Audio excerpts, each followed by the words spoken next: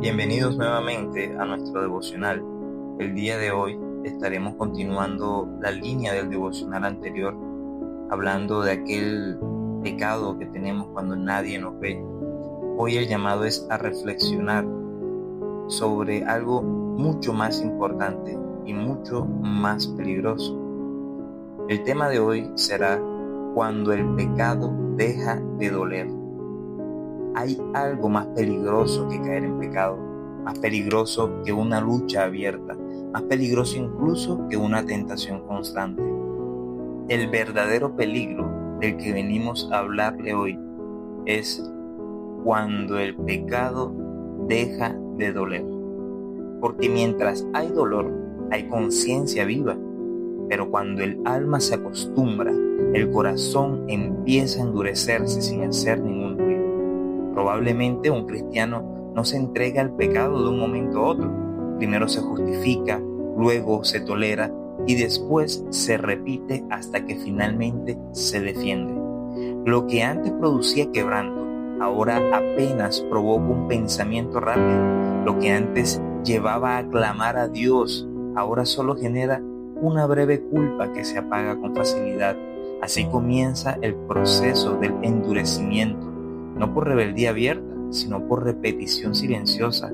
Hay verdades que no se pueden suavizar sin traicionarlas, y una de ellas es esta: el hombre que convive con el pecado no puede caminar con Dios. No porque Dios sea cruel, sino porque Dios es santo.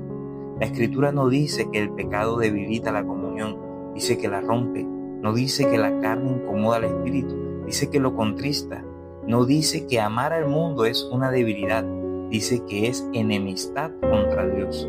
El que practica el pecado es del diablo, escribe el apóstol Juan. Y quiero ser claro con esto: no hablo del hombre que tropieza, no del que lucha con su pecado, sino el que permanece, el que habita, el que se acomoda junto con él y hace del pecado su casa y no su enemigo. Y esto debe hacernos temblar, porque hemos aprendido a convivir con aquello que Cristo ordenó que aborrezcamos. Jesús jamás habló del pecado con ternura.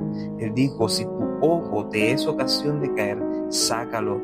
Si tu mano te hace pecar, córtala. No porque el Señor promoviera la mutilación, sino porque enseñaba una verdad eterna: nada que nos lleve al infierno merece quedarse en nuestra vida.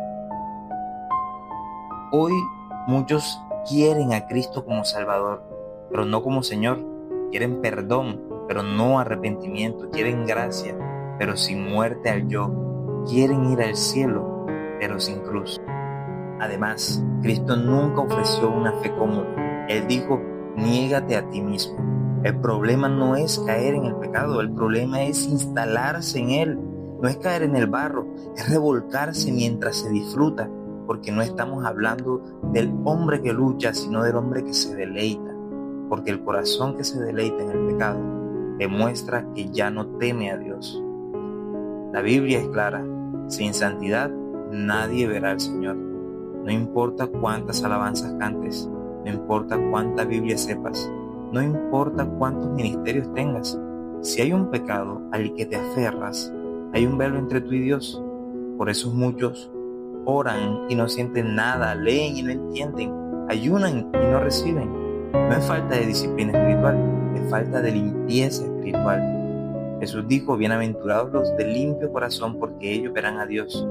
No los talentosos, no los activos que hacen muchas obras, no los populares. Habla de los limpios.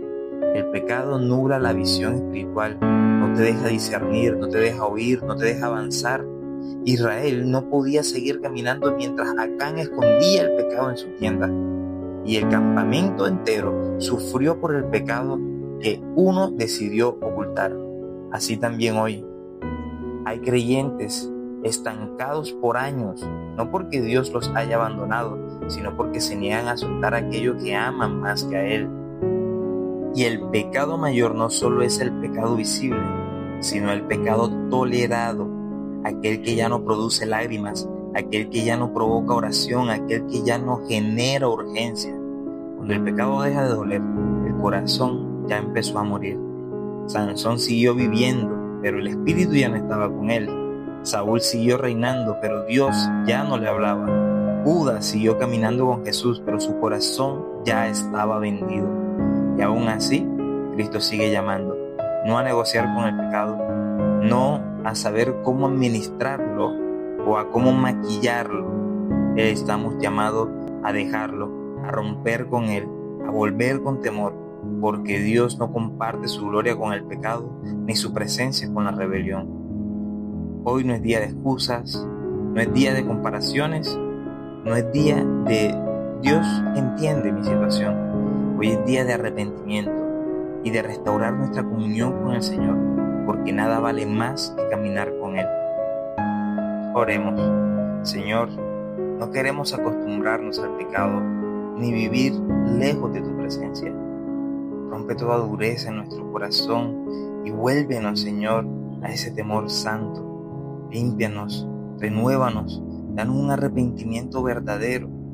Quita todo lo que nos aparta de ti y llévanos, Señor, de nuevo a la cruz. Queremos verte, agradarte y caminar contigo. En el nombre de Jesús rogamos por esto. Amén.